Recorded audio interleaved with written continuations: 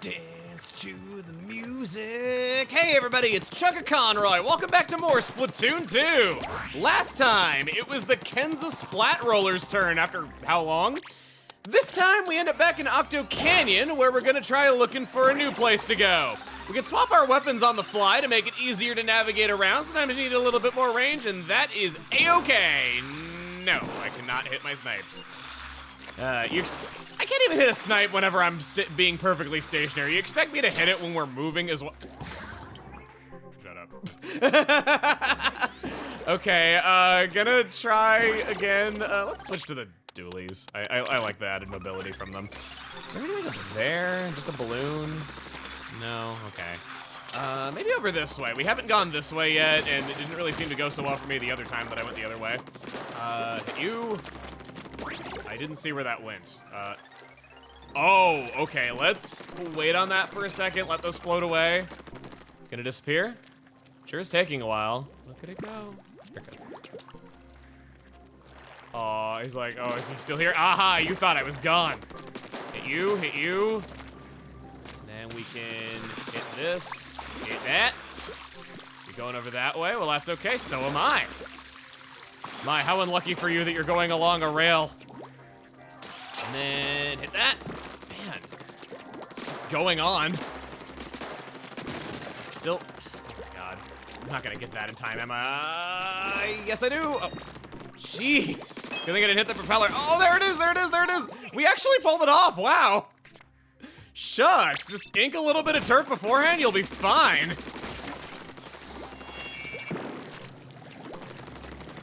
No.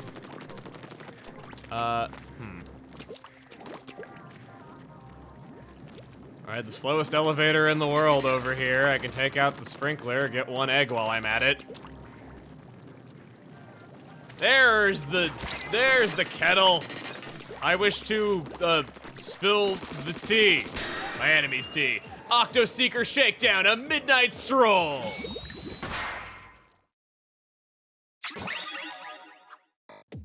Oh, new weapon time. Please don't be a crappy one. Hero Slosher. Okay, take this with you. It'll help me gather some practical data. Say hello to a simple weapon with a fantastic profit margin. The Hero Slosher is just a bucket. Fling ink with ZR. You can even slash over walls. Once you get the aim down, you'll be slashing your enemies in no time. I didn't think about that, but you could competitively price it to other weapons. Heck, you could even price it lower than other weapons, and you would still make a lot of money from just selling buckets. Nothing? Nothing? Okay, nothing. Oh, no, no, no, no! Nothing is right, that's what I am now. I remember this place. I remember it being kind of mean, and we don't exactly have the finest rate of fire with our Hero Slosher. Talk about mood lighting, this place is creeptastic. I thought it was kind of romantic. Then again, I probably just say that about everything when Marie is around.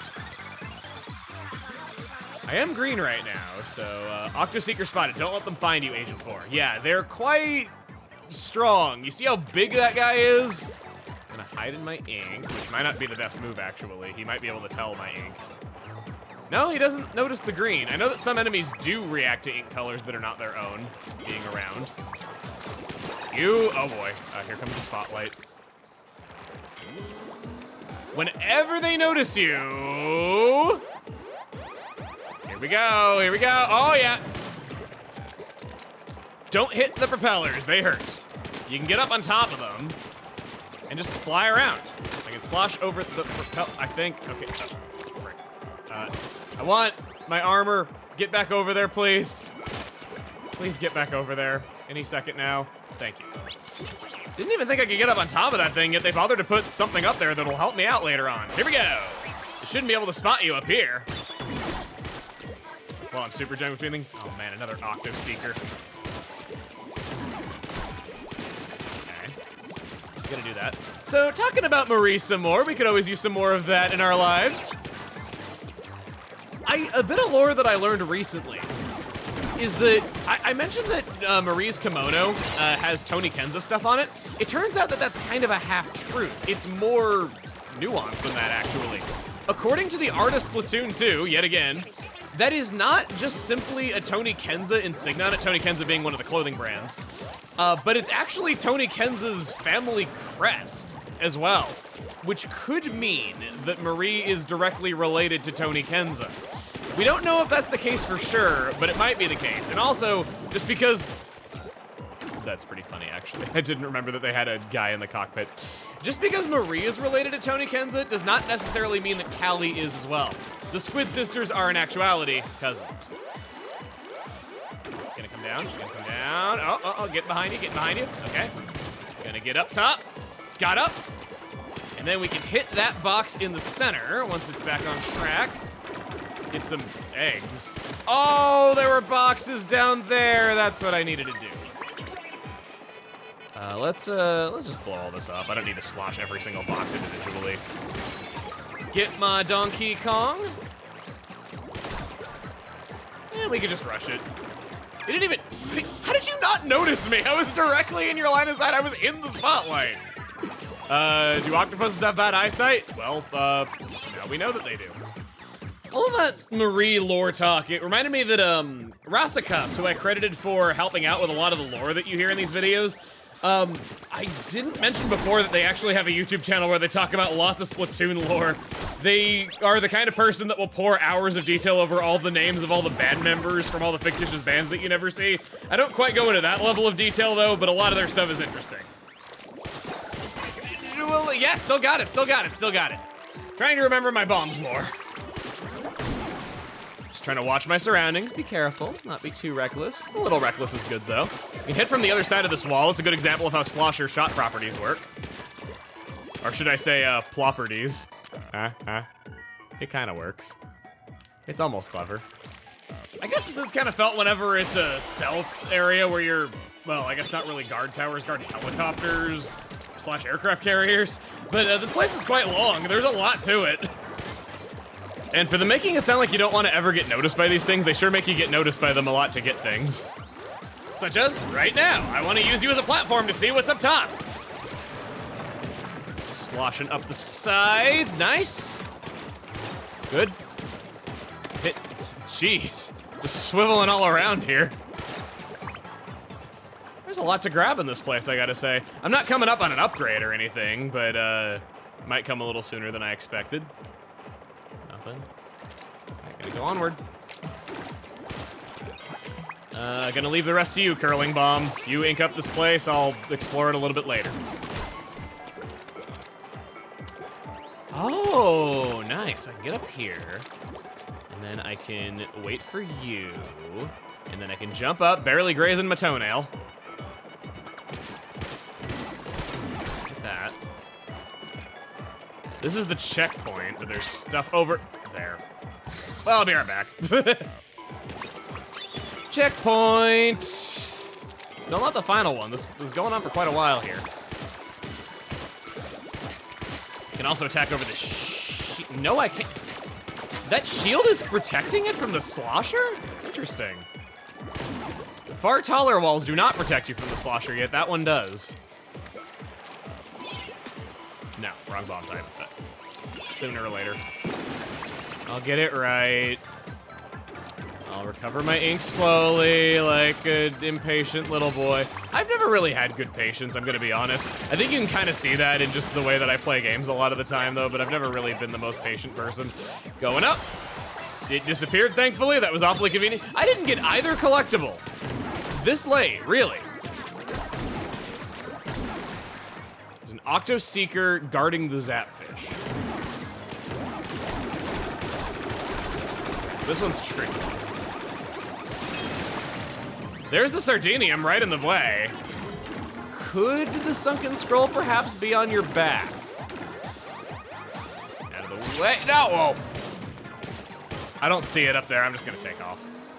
I'll come back for the Sunken Scroll momentarily! Got it this time!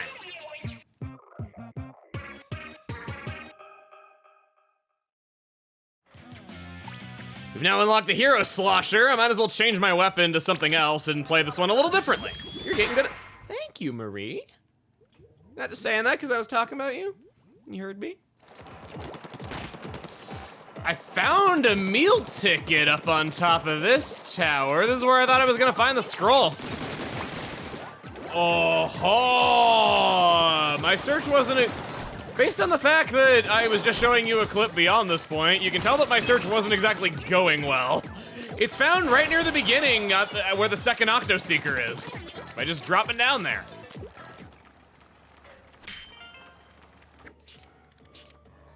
There's a new fish in the sea. Come check out the Shoal. The most entertaining destination in Inkopolis is now open. New fish in the sea. Oh my god, we can go speed dating.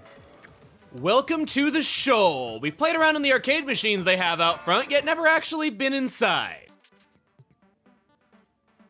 Welcome to the Shoal. I just said that. Well, here you can play with others via local wireless connection. Work together in around a salmon run or splat each other in a private battle. Oh, and you can earn Shoal stamps by playing here at the Shoal. You earn enough to win killer prizes. Let's get you started with a Shoal stamp to commemorate your first visit. I never remember to bring these with me in real life. It's a good thing that my character does it for me. Be aware of your surroundings while you play. I like how pissed off those squid plushes on the counter look. I have real versions of those and they do not look that angry in real life officially. So we can do a few things. We can open this up to learn how to play the different modes. We'll be doing that another time. Oh, for Salmon Run. You can host private battles. Salmon Run is a 4-player cooperative mode, whereas a private battle can be 1v1, 2v2, 3v3, 4v4, or any mismatch in between, though that isn't very fun. Basically a way to easily locally play with your friends if you so wish. Can be good for some training if you want someone else to show you around a map, or perhaps also just to have some duels to see if you can fight against certain weapon types. Upon completing private battles, the stamp card fills in. A yellow card will give a food ticket for cash food. That sounds a little weird, but you know what I mean. A green will give experience point bonus food tickets, and a blue will give a random drink ticket. So, not true awards for finishing battles, so you can't just rig battles in your favor, but it's at least something that will help you level up faster in online matches. We've yet to go over Salmon Run in full outside of this, but it's worth knowing that the Shoal's version of Salmon Run is completely different from the version that you'll find online, allowing you to choose your own weapon and set custom difficulty. Salmon Run can get quite brutal, so if you ever wanted to train on exclusively the higher difficulties to get used to it beforehand, this would be the place to do that. However, it's not perfect. Even though you can select your own weapons, not every single weapon available in Salmon Run Online was made available in the Shoal's version.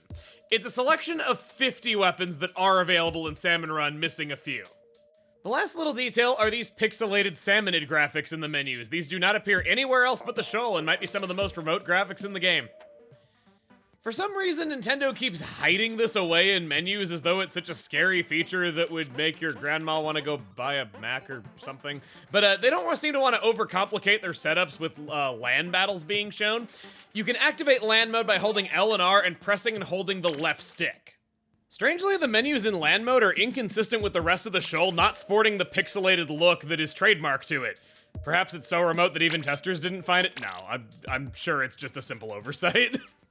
There are some more details dealing with the Shoal, but these also apply to private battles, which is kind of its own beast of topics, so we're gonna save those for another time. For now, let's meet the weapon of the day. Out of not wanting to scare you away with too much damn talking in the first episode, it's the alternate kits for the Splattershot Jr, starting with the Custom. Identical stats to the young boy you used to know. Since it's been a little time, I'm reiterating that the Splattershot Jr.'s unique trait is having a larger ink tank that has 110% the capacity of any other weapon. Unfortunately, this was stuck with the Auto Bomb. It's not a very good match for how the Auto Bomb works. Usually the strategy is to throw the bomb, see if somebody is there, and if they are, fire from range while they fumble to deal with it. This has to get in so close to do anything, and the main gun is so poor at fighting, that it just isn't nearly as rough for the enemies to space apart from the bomb and deal with you. The uses that the Junior enjoys most are knowing when to not move a given way after checking, or to go with a buddy and throw an auto bomb on their behalf. But really, at this point, better weapons have auto bombs. The larger ink tank is the only reason auto bomb lovers would want to pick this, as it allows for 2 to be thrown on a full ink tank without any ink saver sub. But at that point, the weapons that are a big step above it can just run a little ink saver sub and be more tanky. Its special weapon, however, is a first-timer, the Ink Storm. Well, there's the theme, making enemies not move a certain way. Inkstorm is a capsule that is held above the Inkling's head until they throw it. The special duration is infinite until then. Once it hits the ground, it creates a rain cloud that centers around the capsule, breaking. Consider that the eye of the storm. The cloud continues in the direction it was thrown and functions as an AoE attack for 8 seconds. The details of how exactly it worked confused me for a while, so let's get specific. There are individual raindrops painting the ground and a circle visible to enemies showing where the rain can presently fall. But this doesn't mean that the raindrops can just be dodged. Within the circle, all enemies take 0.4 damage per frame, or 24 damage per second. When swimming in your own ink inside of the Inkstorm zone, health stops regenerating too, so this data is constant. Staying in for about 4 seconds will always mean a kill on its own, so cockiness is fatal. Multiple overlapping Inkstorms also stack in damage, and this can get out of control quickly. This paints splat zones well enough to at least stop enemy control and is a pressurizer to keep enemies out of certain areas. While not often used as a killer, it reliably gets some enemies to move away from objectives because it comes out fast, and there really is nothing that can be done about it once it's been dropped. There's not any ability or weapon that suppresses it like a lot of the more in-your-face specials have, causing this to be pretty helpful in really any fight. Inkstorm should not be used at the last seconds of a turf war as the cloud ceases producing raindrops on the whistle. If you're going to use it, get the full 8 seconds out of it. Special power-ups effect on Inkstorm lengthens the throwing range and also increases the duration of the rain cloud. The returns on the duration are poor, requiring 6 sub-slots just to get 1 extra second. Wouldn't run this one unless there's some sort of map where you'd want to throw it a longer distance. Now, we've got to talk. This means we're 3 for 3 on the pieces of the Custom Junior not shining at combat. The Inkstorm is an exceedingly common special on a lot of powerful weapons too. It's just a main weapon that coats the ground, so it can easily earn a quick special that coats the ground, all while getting fewer uses out of its sub than the competition. It's a recipe for instantly losing almost any direct confrontation, so tune your playstyle around spamming the special and staying out of harm's way. I know these words make it sound like a horrible weapon, and I sure don't think it has a place in 95% of ranked battles, but what I will give it is that it's fun to play. Custom Junior is tied for the cheapest Inkstorm at 160 points. The most unique way that these subs and specials interact with this weapon is that giant ink tank. By default, it's able to throw 2 auto bombs, and then drop the Inkstorm for a free reload and drop 2 more auto bombs. It's almost like having double specials. Nothing else can do something like that without the help of abilities, and it's easy and admittedly really fun to do. This frustrates me because I want this weapon to be great, it's just so outclassed. Fans of the Autobomb probably play a weapon that's good at fighting. Players of Inkstorm have about a zillion better choices, and lovers of the Splattershot Jr. have the Splattershot Jr. In the way of maps, the easily afforded Inkstorm and Autobombs are nice at taking over a splat zone, but that's really all it's able to contribute on its own. And I think it's most at home in turf wars, playing a support role to other players. If there's a strong desire within you to bring it into ranked, then it performs best strictly in splat zones that are long and thin, because it can spam the Inkstorm to take those over with ease. And then we have the Kensa Splattershot Jr. I'm gonna give you a few seconds to sit and guess which sub-weapon this has. You ready? Torpedo! I'm willing to bet this is the sub-weapon the fewest of you have even heard of. It wasn't released until one of the very last content updates to the game. Let's talk about what makes it tick. This homing bomb detects nearby enemies within a given range and moves toward them. Say, that sounds awfully familiar. In a basic sense, it's an auto bomb, but it has many little properties that set it apart and is anything but basic. First, it's slightly more expensive at 60% ink. What does 5% more ink get you? Well, once thrown into the air, it will pause and lock onto the current position of the nearest target with its landing point indicated by a circle on the ground visible to everyone. The explosion throws ink everywhere! There's an initial explosion that does 60 damage on direct hit, 35 splash damage, and then it produces droplets which firecracker when they land, dealing 12 damage for each one that lands. The area of turf covered is actually greater than a suction bomb. If no target is within range, it plummets to the ground and goes boom where it lands. No droplets produced either, so it's basically just a weaker splat bomb if it doesn't connect. If it ever touches the surface, it will never activate homing and just do the weak explosion. If it locks on and then connects, it's probably going to soften up the opponent for a follow-up attack and then get them stuck in some goop while it's at it. I say if it connects because there's a lot standing in its way. It makes distinct noises, it locks onto the enemy's current position, and does not track them as they're moving out of the way. And now for the big one, this is the only bomb capable of being disarmed by normal attacks. It has 20 HP, and if hit by almost anything, it simply disappears. The only stuff that doesn't one-hit a torpedo are things like the ink brush's splash damage, and droplets from another torpedo. If it gets shot, it's going down. The last mechanic worth knowing is that only one torpedo from a given player may be active at a time. If you're thinking of running Inksaver Sub to throw 2 without a reload, that is not allowed. It's starting to sound lame, I know. One lousy bullet wastes your whole sub-weapon, but remember that killing is not always the goal of a single move. It leaves anyone it locks onto with a choice. Either take the force damage in enemy ink, or shoot it down. In an effort to avoid damage, most frontliners who are in the middle of something or not at full health will choose to fight the torpedo. Throw it at awkward times where it forces a change in behavior. They can't shoot down a torpedo while also dealing with you coming at them. Throwing them a torpedo gives an opportune moment to take initiative before they can shift their attention. The goal is to distract, but if it happens to do damage too, that's an added bonus. When talking about more backline weapons, it can disrupt them for a few seconds. But again, even an uncharged charger can one-hit a torpedo, so this isn't for long. A minor general use is throwing it at the end of a time limit in a turf war. That huge explosion is worth some nice points, and it will actually still plink off an enemy's head and get the full effect after time is called. For another mode-specific quirk, it's easy to pressure in ranked battles where objectives are announced and you know where the enemy is. What all this does for the Splattershot Jr. is a mix of good and bad. This is tied for being the rarest sub-weapon, so that might be a reason to pick this alone. Additionally, out of the only 4 weapons to have a torpedo, this one is the only shooter, but it's also greatly the shortest range. Not having reach on your side makes it harder to pull off the tricks, so it's forced to be stealthier and get in close. What it's more likely to do is hang back, throw torpedoes to assist teammates, and let them finish the job. Remember that you're a team and not one squid. In the way of niceness, it adds to the Splattershot Jr. being great at turf coverage so that it can build up points for the Bubble Blower. I swear a Bubble Blower is usually reserved for long-range weapons. The 2 rare exceptions just happen to be the first 2 in a row. Similar to the Kensa Splat Roller, this serves as a cover for the Junior to get in close. With its very fast fire, it can hit these big targets with every bullet to rack up damage very rapidly. The Junior likes to slip in undetected and duck out before it gets too heated, and this allows it to do just that. The torpedo also does good damage to bubbles, allowing for instant detonations at range. This is one of the pricier bubble blowers, but that's to be expected with how good the Junior is at special spam and how powerful of a special this is. Overall, weird weapon. I think this is one of those sets that might not have the best synergy, but the individual parts making it up are interesting on their own. It's good at covering the ground, so it can use a rare special, plus has a rare sub-weapon. I do feel like the longer range torpedo weapons are a lot more played among people who like that sub though.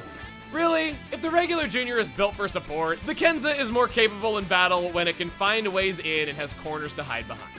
For equipment, I would like to feature Inksaver Sub! Why, didn't I just say it was useless? Well, this is a special case. Yes, only 1 torpedo is allowed at a time, but if it's just being instantly detonated on a bubble, it's easy to afford 2 torpedoes with that bigger ink tank.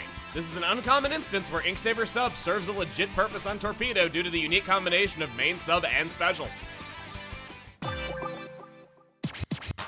Where are we gonna be, little boys, today? That sounds dreadful. Why would I ever word it that way? I was trying to do a thing with the Junior. We got the Reef in Turf Wars and Arowana Mall. Hey, chumps, how about you put that charger down and use a real weapon? Oh, yeah, like the heavy splat.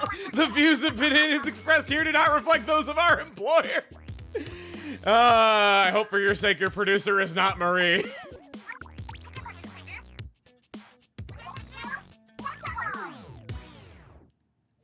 I call it the little boy who's gonna play Save the World. The Reef! It's kind of funny that it's taken us so long to find this one. It's kind of the de facto first map of Splatoon 2. It was one of the few maps available at launch. And generally had that. I thought I heard somebody poof out of existence there, so I was looking at the squids atop the screen to see if we had a disconnect. Thankfully, no. So, for today, I am kind of... Booyah bomb, just making sure, okay. I can drop this, why not? Hi. Haha, you didn't get me today. Can I douse to see if you're there? Yes, I can. I can also do that. There are two of them. I was kind of hoping it would blow up when he came down from that. Anyway, the Reef. I would say that its most defining characteristic is this underpass right here. There's no other stage, at least I don't think there is, where there's an overhang above turfable ground, causing there to kind of be more ground than meets the eye at first glance. It's an interesting gimmick for sure. There we go. Spied on him. Oh, no, you're getting out of here. Yeah, oh baby, he didn't have anywhere he could have gone, nice. Yeah, it's a pretty bog standard map. I would say it's the most balanced. You got these ledges on the side that come out of spawn, so there's multiple ways into the middle, 3 in total. The third of which is this up here, as you see that guy coming down. We have one of those on our sides, of course. All maps are symmetrical, except for Skipper Pavilion. You coming down? Coming down? Oh, you're testing the waters. Okay, yeah, there's nobody here, buddy. You're safe. Hi. Oh, crap, I missed. I thought I was gonna be good with shark, and the mind games are endless when it comes to shark and stuff. No, I'm getting out of here. I'm getting out behind this wall. Yeah, so this weapon. I had so many people asking when we were gonna see this thing, and I thought it was a pretty mundane weapon. I was usually just kind of preferring to play other ones, and then I realized after the Carbon Roller video came out that, oh crap, we go over an Inkstorm weapon, and I haven't actually explained Inkstorm for the first time because this is planned to go first. I apologize for that. That was my bad. I didn't catch it before release. So now you know what the Inkstorm does. You're no longer having me act like it is a thing that you know about when I hadn't explained it yet. Gotcha. Good. I like playing the Junior. I maintain that this weapon is not very good. It's pretty outclassed though, but it is fun to play. It is a pretty fun weapon. Being able to throw double auto bombs is just, wow, I think the damage over time killed him actually. Or no, probably, maybe it was the splash damage of the sub weapon. Get him down there. Gotcha.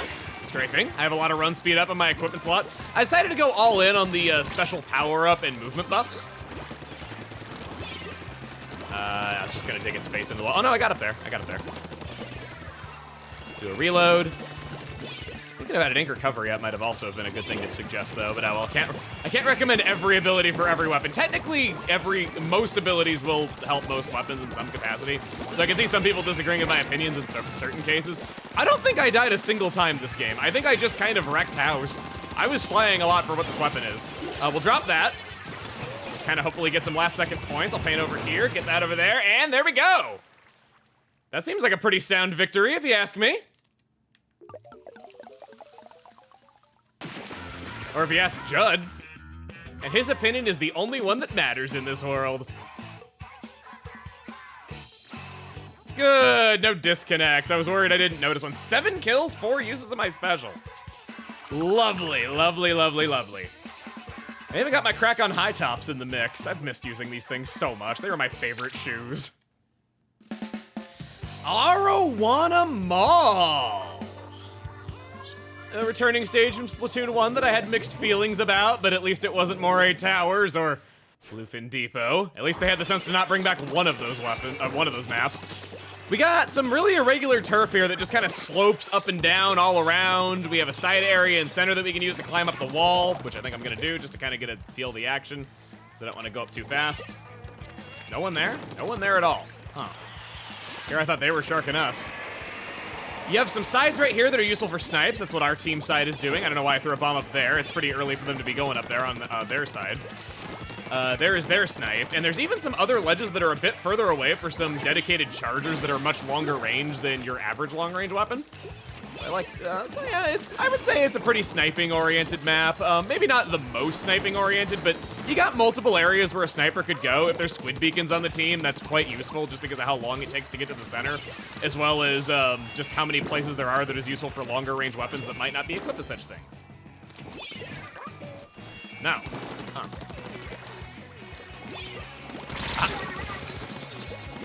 I thought I could pull a fast one on him. So kind of on the note of me playing a weapon that I don't think is good, but I have a fun time with anyway, I want to bring up something. Just because a weapon's not, good, doesn't mean that you don't play it. Playing a lesser weapon can identify holes in your playstyle that shows that you're over-relying on throwing attacks when you don't really need to be. It could expose things like that, where you could just gimp yourself willingly to just kind of see what patterns you're falling into. Stuff like that's always cool. Gotcha. Stuff like that's always cool, but there's also the fact that a weapon like this is able to spam Ink Storm. And if you're okay with just not being that good of a fighter personally, and your team has got a really good reason to use Ink Storm in the current map rotation, and you're playing with some friends, that could be a reason to pick a weapon like this. Keep that stuff in mind. Whenever I say a weapon's not good, I am usually speaking in terms of solo queue. Not always in having an organized team, because I know not everybody's going to be able to have one, so I don't want to assume that you do. But there are reasons to play it in more organized play. Maybe if you're putting together a team and you just think like, hey, this sounds really fun, could be a good reason. Can I help out? Yeah, I might have actually suppressed that guy a little bit. Gotcha. If I missed there, that would have been really upsetting. Nobody here, okay, good. Just using the Autobomb for knowledge is also good. It's not really a good fighter though, but I kind of like it anyway. I got ink on his eye and then I didn't kill him. We've gotten control quite nicely here.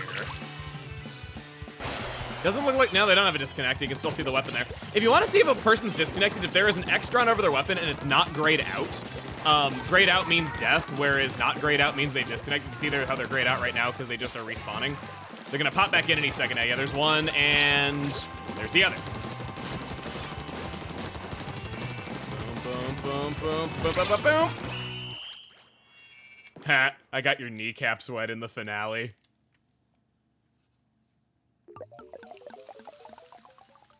There goes! 2 wins!